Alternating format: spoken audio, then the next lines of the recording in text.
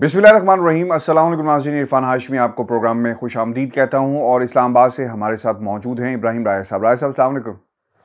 वालेकुम अस्सलाम। राय साहब, ये पीडीएम जो है निज़ाम के जोड़ों में बैठ गई है और कोशिश ये की जाती है इस प्लेटफॉर्म से कि कोई तहरीक चलाई जा सके, बाहर लोगों को निकाला जा सके। अब पिछले एक हफ्ते से वो जमातें जो इत्तफाक नहीं कर रही थी तहरीक अदम एतमाद के ऊपर, आसिफ अली जरदारी ने भी तहरीक अदम एतमाद में सपोर्ट का इशारा कर दिया, बिलावल ने भी कर दिया और नून लीग तो खैर ख़ुद से जाकर मुलाकातें कर रही है कि बस अब इस निज़ाम को गिरा देना है, इस जमात को घर भेजना है, इमरान खान को अलग कर देना है और फौरी करना है। और हम तो खैर काफ़ी दिनों से इस प्लेटफॉर्म के ऊपर अपने सुनने वालों के सामने ये तज्जिया भी रख रहे हैं कि ये इन तिलों में तेल नहीं है, ये सिर्फ़ और सिर्फ जब इनकार होगा तो फिर इस किस्म की कोशिशें जो हैं वो शहबाज शरीफ साहब की तरफ से की जा रही हैं।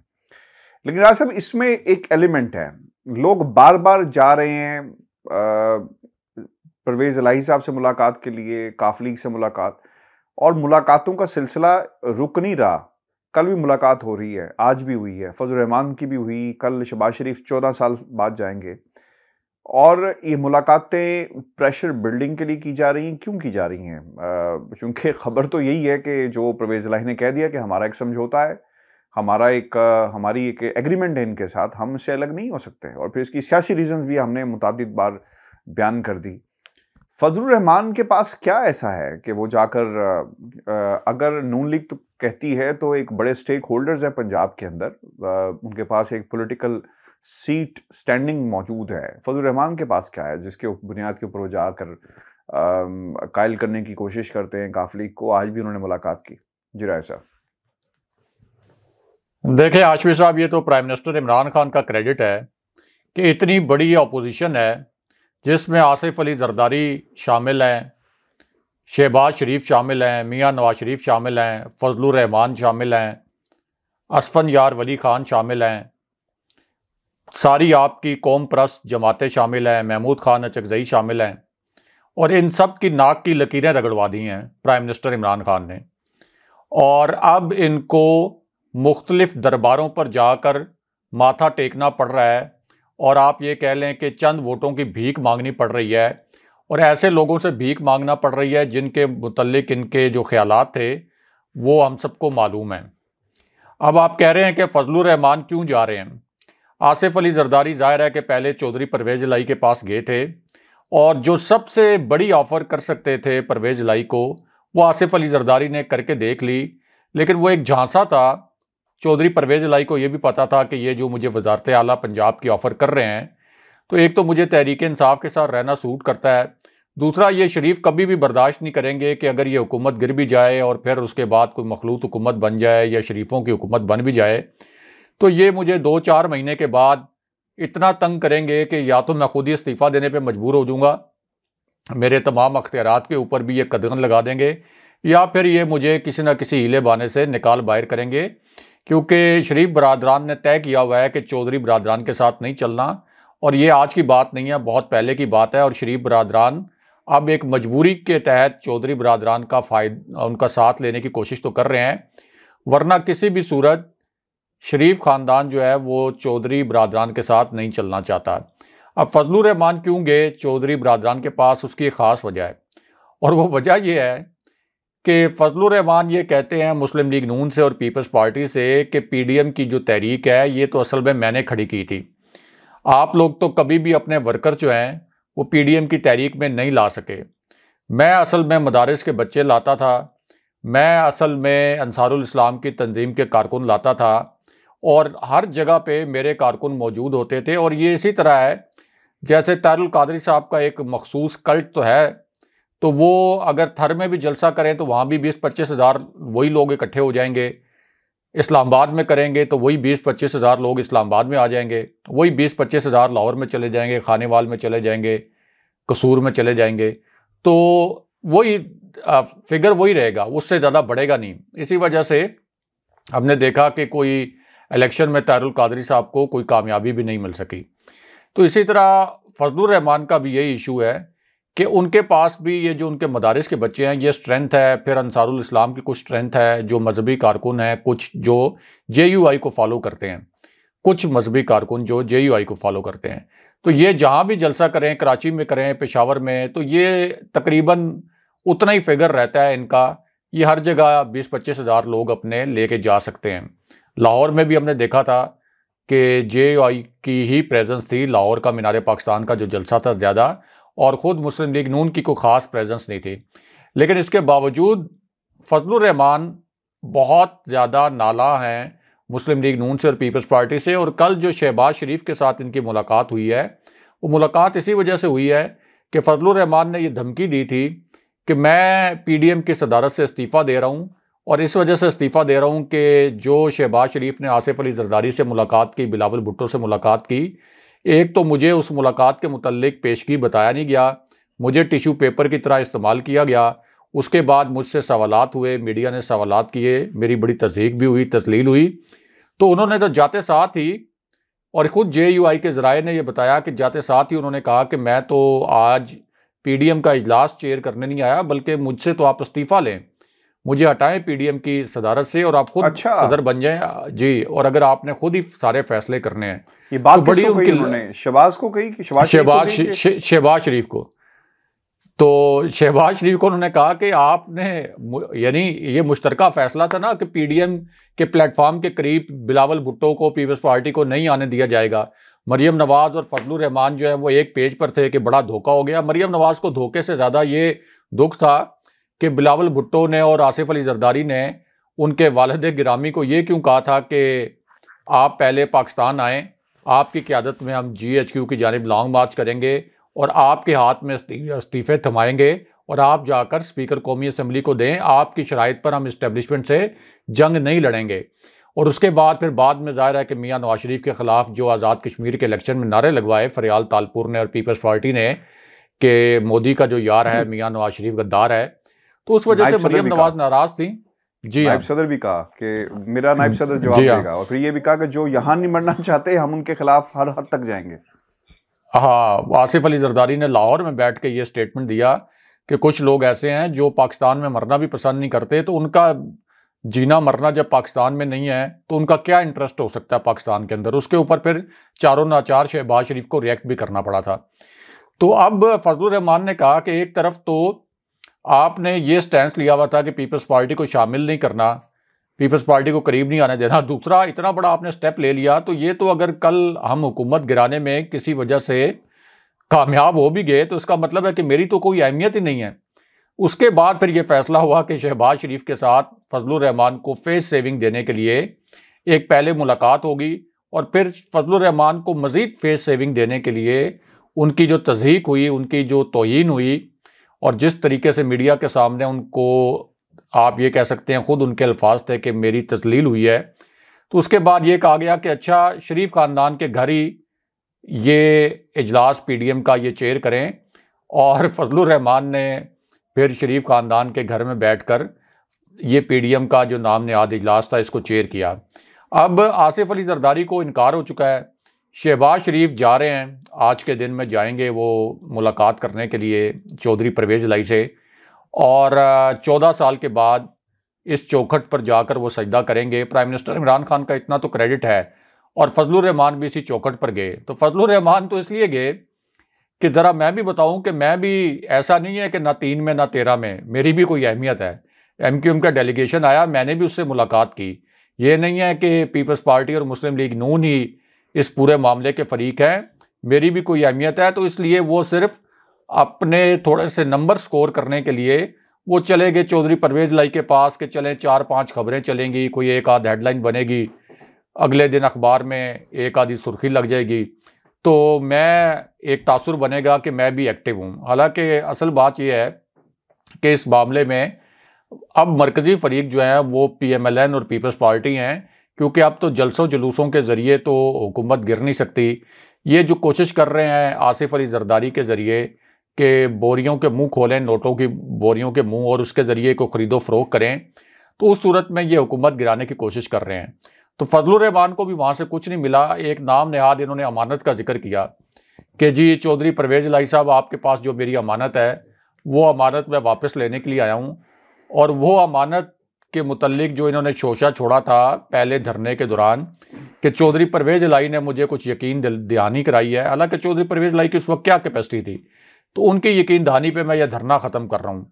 अब फजलुर रहमान आए तो थे इस्लामाबाद में धरना लेकर, और कहा था कि जब तक इस्तीफ़ा नहीं मिलता प्राइम मिनिस्टर का, मैं यहाँ से जाऊँगा नहीं। लेकिन 4-5 दिन 6 दिन जब वो बैठे तो उनको पता लग गया कि कितने 20 के 100 होते हैं। तो उसके बाद फिर इनका ख्याल था कि मुझे कोई मनाए, कोई मुज़ाकरात हों, और प्राइम मिनिस्टर इमरान खान ने कहा कि कोई मुज़ाकरात नहीं होंगे, बैठे रहें यहाँ जितने दिन बैठते हैं, और मुझे कोई परवाह नहीं है। ज़ाहिर है प्राइम मिनिस्टर की एक पर्सनैलिटी है कि वो दबाव वगैरह नहीं लेते। तो ये फिर चौधरी परवेज़ इलाही ने अपने तौर पर जाके मुज़ाकरात किए थे, और मुज़ाकरात किए थे, इनसे सिर्फ बातचीत की थी, और प्राइम मिनिस्टर इमरान खान बड़े नाराज़ हो गए थे चौधरी परवेज़ इलाही से। तकरीबन 8 महीने तक चौधरी परवेज़ इलाही से प्राइम मिनिस्टर इमरान खान नाराज़ रहे थे कि आपने किस कैपेसिटी में जाके मौलाना फजलुर रहमान से बातचीत की। लेकिन फजलुर रहमान को उस वक्त एक फेस सेविंग चाहिए थी, धरना ख़त्म करने के लिए कुछ जवाब चाहिए था, तो उन्होंने एक शोशा छोड़ दिया कि चौधरी परवेज़ इलाही ने मुझे कोई यकीन दहानी करा दी। चौधरी परवेज़ इलाही ना तो आर्मी चीफ थे, ना सदर थे, ना प्राइम मिनिस्टर थे, चीफ मिनिस्टर पंजाब भी नहीं थे, और 10 सीटें हैं उनकी पंजाब असम्बली में चौधरी परवेज़ इलाही की, यानी काफ लीग की। 5 सीटें हैं उनकी कौमी असम्बली में। तो जिस जमात की टोटल 10 सीटें हों पंजाब असम्बली में और 5 सीटें हों कौमी असम्बली में, उस जमात का सरबराह फजलुर रहमान को क्या यकीन दहानी करवा सकता था। लेकिन फजलुर रहमान ने एक अपनी फेस सेविंग के लिए कहा कि चौधरी परवेज़ इलाही के पास मेरी अमानत है, और चौधरी परवेज़ इलाही ने मुझसे कोई वादा किया है। तो वो जब भी चौधरी परवेज़ इलाही के सामने जिक्र किया गया कि फजलुर रहमान ये कहते हैं कि आपके पास फजलुर रहमान की कोई अमानत है, तो चौधरी परवेज़ इलाही चूँकि बड़े वज़ादार आदमी हैं, सियासी तौर पर बहुत वज़ादार समझा जाता है उनको, बड़े मेज़बान हैं, तो वो हमेशा जो है बड़ा कहका लगाते थे, बड़े हंसते थे, और कहते थे सहाफ़ियों को कि ये तो मुझे भी नहीं पता कि वो कौन सी अमानत है जो फजलुर रहमान ने मेरे पास रखवा भी दी है, और मुझे मालूम भी नहीं है कि मौलाना साहब ने मेरे पास कौन सी ऐसी अमानत रखवाई है। पंजाबी में कहते हैं, तो पता भी नहीं केड़ी अमानत है। जी हाँ, तो वो एहतरामन बस फिर फजलुर रहमान को, चूँकि उनका एक मजहबी एक क्लाउट भी है, तो उन्होंने सिर्फ उनको एहतरामन कभी ये नहीं कहा कि कौन सी अमानत फजलुर रहमान साहब, कौन सी अमानत है मेरे पास आपकी। तो अब दोबारा से इसी तरह की बात की फजलुर रहमान ने कि मैं अपनी अमानत वापस लेने आया हूँ। तो अमानत का तो ये हाल है कि चौधरी परवेज़ इलाही अनाउंस कर चुके हैं कामिल अली आगा के ज़रिए, और प्राइम मिनिस्टर इमरान खान को भी कन्वे कर चुके हैं, क्योंकि हमारी इतला ये है कि प्राइम मिनिस्टर इमरान खान ने डिस्प्लेयर शो किया था कि ये चौधरी परवेज़ इलाही क्यों मुलाकातें कर रहे हैं। MQM की जो मुलाकातें हुई थी उसके ऊपर भी डिस्प्लेयर शो किया था। लेकिन फिर चौधरी परवेज़ इलाही की जानिब से प्राइम मिनिस्टर को ये पैगाम दिया गया कि आप तसल्ली रखें, मुकम्मल तौर पर सवाल ही नहीं पैदा होता कि हम अपने मुआहदे से पीछे हटें, और प्राइम मिनिस्टर इमरान खान को भी पता है कि ये उस मुआहदे से पीछे नहीं हट सकते। चौधरी परवेज़ इलाही इस्टेब्लिशमेंट की सियासत करते हैं, लेकिन चौधरी परवेज़ इलाही ज़रा मज़ा लेना चाहते हैं। देखिए ना, मज़ा आता है ना कि फजलुर रहमान आपके पास आ रहे हैं, आपकी अहमियत है, फजलुर रहमान आ रहे हैं, आके मिन्नतें कर रहे हैं, आपको फार्मूले बता रहे हैं कि यूं होगा तो आपको ये ओहदा मिल जाएगा, आप अगर 4 अरकान हमायत कर दें तहरीक अदम एतमाद की तो आपको पंजाब में यूं अकोमोडेट कर देंगे। फिर आसिफ अली जरदारी वो आ रहे हैं जिनकी कौमी असम्बली में 54 सीटें हैं, वो आ रहे हैं 7 सीटों वाले बंदे के पास, 5 सीटों वाले बंदे के पास जिसकी कौमी असम्बली में 5 सीटें हैं। फिर शहबाज शरीफ वो आ रहे हैं जिनकी पंजाब असम्बली में 160 सीटें हैं और 85 नशिस्तें हैं उनकी कौमी असम्बली में, तो वो भी आ रहे हैं चौधरी परवेज़ इलाही के पास और उनका मिन्नत तरला कर रहे हैं। तो ये मज़ा तो आता है ना। फिर तो ये सियासी मज़ा लेने के लिए चौधरी परवेज़ इलाही ये मुलाकातें तो कर रहे हैं, लेकिन जो भी मुलाकात होती है उसके इख्तिताम पर वो उनको कन्वे कर देते हैं कि आएँ जी, रोटी शोटी खाएँ। ये जो उनका एक रवायती फ़िक्रा है, ज़बरदस्त किस्म का खाना उनको खिला के भेजते हैं, लेकिन आखिर में बता देते हैं कि तहरीक अदम एतमाद का हम साथ नहीं दे सकते। और आप देख लें कि बलूचिस्तान अवामी पार्टी ने ऐलान कर दिया है, उन्होंने कहा कि हमें इस्टेब्लिशमेंट ने नहीं कहा कि आप वो तहरीक अदम एतमाद के हक़ में वोट दें या तहरीक अदम एतमाद के ख़िलाफ़ वोट दें। इस्टेब्लिशमेंट की जानिब से हमें कोई इशारा नहीं मिला, लेकिन हमें सूट करता है कि हम तहरीक इंसाफ के साथ खड़े रहें, हमें सियासी तौर पर यह सूट करता है, इसलिए हम सवाल ही नहीं पैदा होता कि तहरीक अदम एतमाद की सपोर्ट करें हमारे कुछ तहफ़्फ़ुज़ात ज़रूर हैं, और ये तहफ़्फ़ुज़ात जो होते हैं हाशमी साहब, इसी किस्म की जब सूरत-ए-हाल होती है, ये छोटी जमातों के तहफ़्फ़ुज़ात इस तरह सामने आते रहते हैं। तो ये इनको मिलेगा कुछ नहीं, ये चक्कर लगाते रहेंगे। पहले रावलपिंडी के चक्कर लगाते रहे हैं, शहबाज शरीफ राब्ते में रहे हैं ताकतवर हलकों के, और अब ये परवेज़ लाई के चौखट के ऊपर सजदा रेज़ हो रहे हैं। तो प्राइम मिनिस्टर इमरान खान भी इस सिचुएशन का मज़ा तो ले रहे होंगे कि देखें इनको मैंने किधर दर-बदर कर दिया है, किधर-किधर धक्के खा रहे हैं ये। एक और भी करैक्टर है, जहांगीर तरीन, वो ग्रुप जो है वो भी एक्टिव हो रहा है, और एक तो बयान भी अब सामने आ गया। जहांगीर तरीन ग्रुप के इसहाक खाकवानी साहब हैं, और वो ये कहते हैं कि तहरीके अदम एतमाद पर के मामले पर हुकूमत और अपोजिशन जब हमसे बात करेंगे तो मुल्क और आवाम की बेहतरी के हवाले से हम आपस में मशवरा करके फैसला करेंगे। आपको याद है जब बजट पास होना था तो उस सब भी ऐसी बातें कही गई थी, और एक गैदरिंग हुई थी जहांगीर तरीन के घर में, और बहुत सारे लोग इकट्ठे होकर आगे गए, तो उस सब भी तो ये मामला किए गए। और अब ये कितना इफेक्टिव हो सकता है जहांगीर तरीन ग्रुप भी, इनसे भी मुलाकातें सर ये भी पर तोल रहे हैं? देखिए, जहांगीर तरीन ग्रुप के कुछ लोगों के ऊपर काम करने की तो कोशिश की जा रही है। जहांगीर तरीन ग्रुप खुद जहांगीर तरीन जब ख्वाजा साद रफ़ीक की बेटी की शादी में गए थे लाहौर, तो वहाँ पे उनकी ख्वाजा साद रफ़ीक से मुलाकात हुई, अय्याज सादिक से मुलाकात हुई, मुस्लिम लीग नून के दीगर रहनुमाओं से मुलाकात हुई। तो ज़ाहिर है कि ये जो मुलाकातें होती हैं, इसमें फिर सियासी कुर्बत भी बढ़ती है, और इसको एक टूल के तौर पर भी इस्तेमाल किया फिर जहांगीर तरीन ने कि हुकूमत को ज़रा ये मैसेज दिया जाए कि देखें मेरी यहाँ पे कितना आओ भुगत हो रही है, मेरा कितना इज़्ज़त व एहतराम हो रहा है। क्योंकि अय्याज सादिक ने बड़ा प्रोटोकॉल दिया, ख्वाजा साद रफ़ीक ने भी बड़ा प्रोटोकॉल दिया जहांगीर तरीन को। और जहांगीर तरीन की एक सियासी हकीकत तो है, क्योंकि ज़ाहिर है कि उनके पास जहाज़ भी है, पैसे भी हैं, और जनूबी पंजाब में उनका असर व रसूख भी है, तो एक सियासी हकीकत तो हैं वो। लेकिन जहांगीर तरीन को ये भी मालूम है कि इससे पहले जब उन्होंने प्राइम मिनिस्टर इमरान खान को ब्लैकमेल करने की कोशिश की थी, तो वो ब्लैकमेल करने की कोशिश उनकी नाकाम हो गई थी। प्राइम मिनिस्टर इमरान खान उनकी ब्लैकमेलिंग में नहीं आए थे, और फिर आखिर में जहांगीर तरीन ग्रुप ने यह फैसला किया था, एक एक दो दो करके तो ये लोग इनके पहले टूटते गए। वज़ीर आला पंजाब उस्मान बुज़दार से मुलाकातें की, और वापस उन्होंने रुजू कर लिया।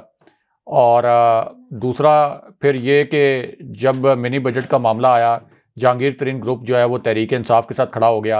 हालांकि इन्होंने पहले अपने पार्लिमानी लीडर का भी ऐलान किया था कि हम अपना अलग पार्लिमानी लीडर बनाएंगे अपने ग्रुप का, लेकिन हमने देखा कि बजट पास हो गया, फिर फाइनेंस बिल जो तरमीमी बिल आया था वो भी पास हो गया, फिर जो कानूनी इस्लाहात करनी थी, आइनी इस्लाहात का जो बिल आया, उसमें भी जहांगीर तरीन ग्रुप ने हुकूमत का साथ दिया।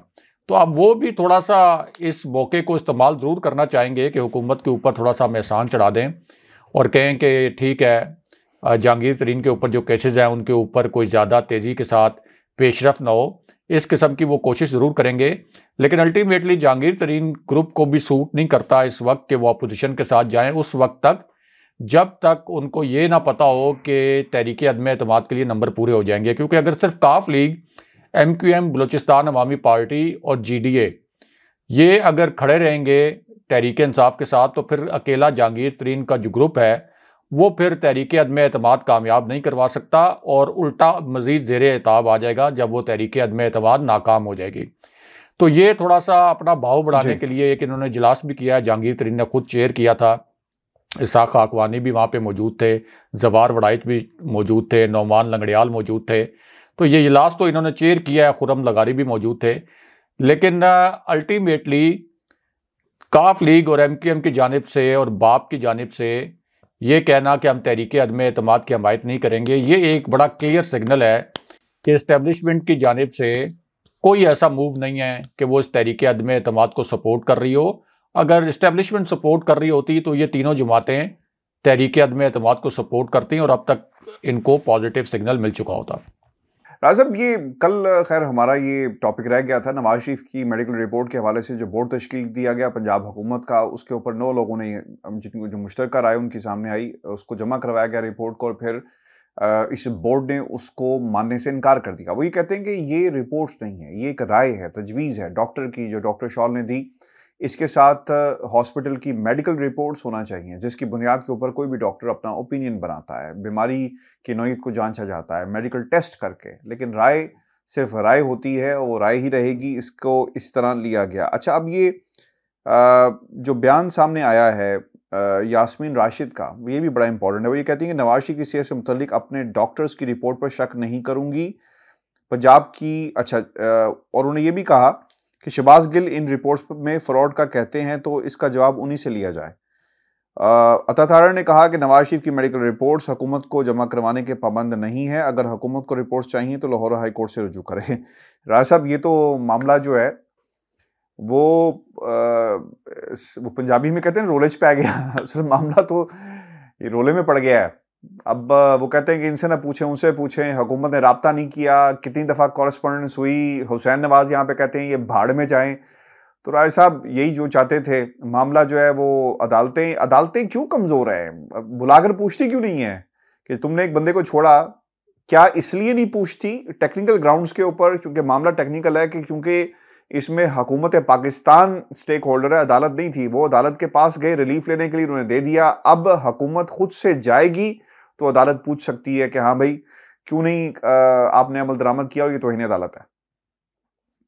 देखें, सलमान तासीर मरहूम से एक कोर्ट मंसूब किया जाता है और ये कहा जाता है कि उन्होंने कहा था कि शरीफ ख़ानदान ने अदालती निज़ाम में एक ऐसी पनीरी लगाई है कि ये अगले 70-80 साल तक उसका फ़ायदा उठाते रहेंगे उस निज़ाम से।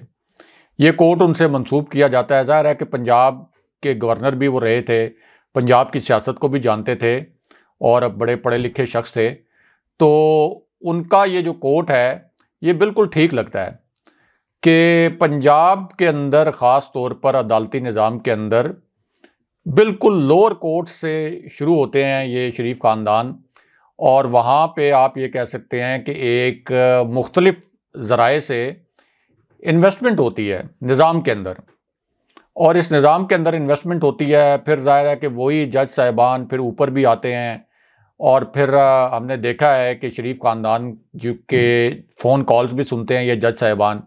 जस्टिस क़य्यूम ने शहबाज शरीफ की कॉल सुनी थी ना, जिसके अंदर वो कह रहे थे कि मेरे बड़े भाई कह रहे हैं कि इसको इतनी सज़ा दे दें, इसको इतना जुर्माना कर दें। तो ये अदालती निज़ाम तो पाकिस्तान का ऐसा है, और इसी अदालती निज़ाम ने शहबाज शरीफ को बड़े मखसूस हालात में रिलीफ भी दिया था, और इसी अदालती निज़ाम ने शहबाज शरीफ को एक दिन के अंदर लंदन जाने की इजाज़त भी दे दी थी। और शहबाज शरीफ का भी इतना अंधा एतमाद था इस अदालती निज़ाम के ऊपर कि उन्होंने एक दिन पहले टिकट भी बुक करा ली थी। अब होना तो ये चाहिए था कि ये जो रिपोर्ट है इसको तो उठा के अदालत खुद ही बाहर फेंकती और शहबाज शरीफ को समन कर लेती कि ये रिपोर्ट के नाम पे क्या आप अदालत से फ्रॉड कर रहे हैं। आला अदलिया है ये, हाई कोर्ट है ये, हाई कोर्ट के साथ आप इतना घिनौना मजाक कैसे कर सकते हैं? यानी पूरा पाकिस्तान उस रिपोर्ट के ऊपर हंस रहा था, उसका मजाक उड़ा रहा था, सोशल मीडिया पर उसके मीम्स बन रहे थे। तो वही बात मेडिकल बोर्ड जो बनाया गया था, उन्होंने कहा ज़ाहिर मेडिकल बोर्ड मीम्स तो नहीं बना सकता, उसका मजाक तो नहीं उड़ा सकता, लेकिन उन्होंने कहा कि ये तो एक रिपोर्ट से लिख के भेज दी, ओपिनियन से लिख के भेज दी, इसके साथ ना तो कोई मेडिकल टेस्ट हैं कि उनके ये मेडिकल टेस्ट हुए, कब हुए, अब आगे कौन से मेडिकल टेस्ट होने हैं, इससे पहले उनका कौन सा ट्रीटमेंट हुआ, फिर मेडिकल टेस्ट अगर हुए हैं तो उनकी रिपोर्ट्स कहाँ हैं। क्योंकि अगर आपको कोई बीमारी होती है तो वो कैसे डायग्नोज होती है? मेडिकल टेस्ट के जरिए होती है ना। सिवाय आम बुखार के बाकी आपको बीमारियां, यानी जिस किस्म की बीमारियों का मियां नवाज शरीफ के मुतल्लिक बताया गया था कि जानलेवा बीमारियां हैं, और ऐसी बीमारियां हैं कि जिनका इलाज पाकिस्तान में नहीं सिर्फ बरतानिया जैसे मुल्क में हो सकता है, तो वो डायग्नोज हुई तो उनके मेडिकल टेस्ट भी हुए होंगे। फिर वह जब एक बीमारी डायग्नोज हो जाती है तो मुसलसल टेस्ट होते रहते हैं, तो कोई कॉपी उन मेडिकल टेस्ट की मौजूद नहीं है, वो मुंसलिक नहीं की गई। कोई आप ये कह सकते हैं कि ट्रीटमेंट का रिकॉर्ड नहीं बताया गया, कोई टाइम फ्रेम नहीं बताया गया कि अब आगे कब ट्रीटमेंट होने वाला है। तो इस वजह से ये जो एक ओपिनियन के ऊपर मुश्तमिल मबनी रिपोर्ट आई है, इसको जो पाकिस्तान में मेडिकल बोर्ड बना था और बड़े ज़बरदस्त किस्म के डॉक्टर्स उसके अंदर शामिल हैं, तो उन्होंने इनडायरेक्टली इसको रिजेक्ट कर दिया है। अब होना तो ये चाहिए कि ये रिपोर्ट चूँकि लाहौर हाई कोर्ट में भी सबमिट की गई है, तो लाहौर हाई कोर्ट भी इसी बोर्ड को बुला ले और इस बोर्ड से ज़रा पूछ ले कि ये आपने रिजेक्ट किया है तो किस बुनियाद पर किया, और उसके बाद शहबाज शरीफ को बुला ले और उनसे कहे कि आप मंगवाएं जी रिपोर्ट्स। ये जो मेडिकल टेस्ट कह रहा है मेडिकल बोर्ड के इसकी रिपोर्ट्स होनी चाहिए, वो रिपोर्ट्स कहाँ पे हैं, और ज़रा वाज़े करके बताएं कि मियां नवाज शरीफ की सेहत का स्टेटस क्या है। मतलब आपने आवाम को तो चलें धोखा दिया है, हुकूमत को भी धोखा दिया है, लेकिन अदालत का मामला तो ऐसा होता है कि वो उधर तो आप पे तौहीन अदालत लग जाती है अगर आप अदालत के साथ धोखाधड़ी करें। फिर शहबाज शरीफ के ऊपर भी तौहीन अदालत लगनी चाहिए, जो झूठा बयान हल्फी जमा कराया था उन्होंने कि 4 हफ्ते में वापस आ जाएंगे, और 50 रुपये का स्टैम्प पेपर पर खुद अदालत ने भी उनको जाने दिया था मियां नवाज शरीफ को। तो ये तो अब जिस तरीके से ये मेडिकल रिपोर्ट सबमिट नहीं कर रहे, ये तो फिर एक ओपन एंड शट केस है। इस पे तो शहबाज शरीफ के खिलाफ कार्रवाई होनी चाहिए। और ख़ुद शरीफ फैमिली के लिए भी बड़ा ये शर्मिंदगी का मकाम है कि मियां नवाज शरीफ वैसे तो बड़े इनकलाबी लीडर बनते हैं, अदालत को भी गुमराह कर रहे हैं, आवाम को भी गुमराह कर रहे हैं, और सिर्फ इस वजह से पाकिस्तान नहीं आ रहे कि यहाँ पे आके उनको अपने मुकदमात का सामना न करना पड़े। और अगर वो इतने जमहूरी लीडर हैं तो यहाँ आके जमहूरी, अगर वो कहते हैं कि जमहूरियत नहीं है, जिस तरह से उनका एक नाम नेहाद बयानिया है, तो यहाँ आके जमहूरी जद्दोजहद करें। जमहूरी जद्दोजहद तो वो नहीं करने के लिए तैयार, मुकदमात का सामना करने के लिए तैयार नहीं है, और बीमारी की आड़ में छुपे हुए हैं। खाम खाम में ज़बरदस्ती मियां नवाज शरीफ को बीमार बनाया हुआ है। वो प्राइम मिनिस्टर इमरान खान ने इशारा भी किया कि सीढ़ियाँ चढ़ने के लिए ठीक हैं, फैक्ट्रियाँ देखने के लिए ठीक हैं, लेकिन पाकिस्तान में मुकदमात का सामना जब उनको करना है उसके लिए वो बीमार हैं। तो ये तो बड़ी, मतलब इसके लिए नरम तरीन लफ्ज़ भी इस रिपोर्ट के लिए जो वहाँ से बना के भेजी गई, तो शर्मनाक रिपोर्ट है। तो इसके ऊपर तो खुद अदालत आलिया को नोटिस लेना चाहिए, और पता नहीं कब तक फिर ये नोटिस होगा या कब तक शहबाज शरीफ को समन करेगी अदालत। अव्वल तो आज खुद ही बुला लेना चाहिए था, लेकिन फिर बात वही आ जाती है कि जिस किस्म की पनीरी इन्होंने लगाई है पाकिस्तान के अदालती निज़ाम में, उसका ये फ़ायदा तो फिर उठाते रहेंगे और फ़ायदा उठा भी रहे हैं। राय साहब, आप ठीक कह रहे हैं, लेकिन मैं ये समझता हूँ इसमें पाकिस्तान तहरीक इंसाफ की भी गलती है। हुकूमत को 4 हफ्ते के फौरी बाद 5वें हफ्ते जाना चाहिए था। चलें 5वें नहीं तो 6 हफ्ते चले जाते, कहते हैं कि जनाब किधर है। 5वें हफ्ते में कौन सा मियां नवाज शरीफ ने कहना था अच्छा मैं वापस आ जाता हूँ, हुकूमत चली गई है। लेकिन हुकूमत कोर्ट में चली गई ना, हुकूमत कोर्ट में चली गई तो 5वें हफ्ते में कौन सा उन्होंने वापस आ जाना था। कोई वापस मियां नवाज शरीफ ने नहीं आना था। अच्छा चले, उस वक्त तो हुकूमत चली जाती तो वो कहते जी चले 4 हफ्ते में इलाज मुकम्मल नहीं हुआ, 2 हफ्ते और, 3 हफ्ते और, 4 हफ्ते और। अब तो हुकूमत गई है कि इतने साल हो गए हैं। अब तो नवंबर में वो गए थे, उसके बाद 1 नवंबर आया, फिर एक और नवंबर आ गया, तो 2 साल से ज़ायद का अरसा हो गया। अब तो बीमारी का उनका इलाज हो गया होगा। अब तो ज़्यादा वैलिड बनता है ये पॉइंट ज़्यादा वैलिड बनता है कि 2 साल में भी इनका इलाज मुकम्मल नहीं हुआ, और अब बताते भी नहीं है कि इलाज कहाँ पे हो रहा है, किस किस्म का हो रहा है। तो अगर हुकूमत थोड़ा सा लेट गई भी है तो अदालत ने कौन सा शहबाज साहब थोड़ा नहीं गई लेट, 2 साल हो गए, नवंबर 2019। 2 साल देखे ना, हुकूमत ने तो नहीं 50 रुपए के स्टैम्प पेपर के ऊपर जाने दिया था मियां नवाज शरीफ को, क्या हुकूमत ने जाने दिया था? हुकूमत ने तो 7 अरब रुपए की श्योरिटी बॉन्ड की शर्त लगाई थी। 50 रुपए के स्टैम्प पेपर के ऊपर किसने फैसला किया? लाहौर हाई कोर्ट ने फैसला किया। लेकिन राय साहब, और शहबाज शरीफ के बयान हल्फी पे किया। तो शहबाज शरीफ के बयान हल्फी पे लाहौर हाई कोर्ट ने क्यों नहीं बुलाया शहबाज शरीफ को? और 4 हफ्ते के बाद हुकूमत जाती तो फिर एक नया वो होता कि जी 4 हफ्ते में नहीं ट्रीटमेंट मुकम्मल हुआ, 2 हफ्ते और दें, 2 हफ्ते और चलें, 1 महीना, 4 महीने, 10 महीने, लेकिन फिर भी लेट हुए। और दूसरी बात ये अदालतें जो है ना राय साहब खुद से नहीं करती, क्योंकि ये एपेलेट कोर्ट्स हैं और इनका एक अपना, यहाँ पे हुकूमत को मूव करना पड़ेगा कि जी, तो आप देखें ना वही ग्राउंड्स मेडिकल ये जो लीगल बना रहे हैं कि हम अदालत से रुजू करेंगे और तौहीन अदालत की दरख्वास्त में जाएंगे। अदालत आप कह रहे हैं कि करना चाहिए, बहुत कुछ करना चाहिए, लेकिन अदालत इंतजार कर रही है कि हुकूमत भी नहीं आई, चलें ठीक है खामोशी। अच्छा चलें, अब हुकूमत गई है ना, अब आप भी यही हैं, मैं भी यही हूँ। अब देखिएगा अदालत का क्या, अब आप नहीं गई, अभी नहीं गई, अब सुन लें। अभी आप देखेंगे कि मतलब जाने का फैसला कर लिया ना, अभी भी आप देखिएगा कि अदालत का क्या फैसला आएगा। अभी भी हुकूमत को बड़े बीच में टेक्निकल ग्राउंड्स जो हैं वो कवर करने पड़ रहे हैं। अभी भी बड़े टेक्निकल ग्राउंड्स कवर करने पड़ रहे हैं, क्योंकि हुकूमत को पता है कि अदालतों से किस किस्म के फैसले आते हैं। तो हुकूमत जाए और अदालत दोबारा फैसला दे दे कि नहीं जी आपकी जो पिटीशन है ये ठीक नहीं है, हमने इजाजत दी है।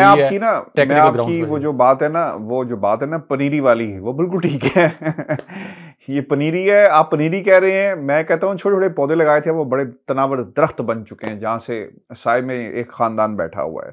जरदारी साहब ने भी ऐसे नहीं कहा था ना कि इनको रिलीफ मिल जाता है, ये अनोखे लाडले हैं।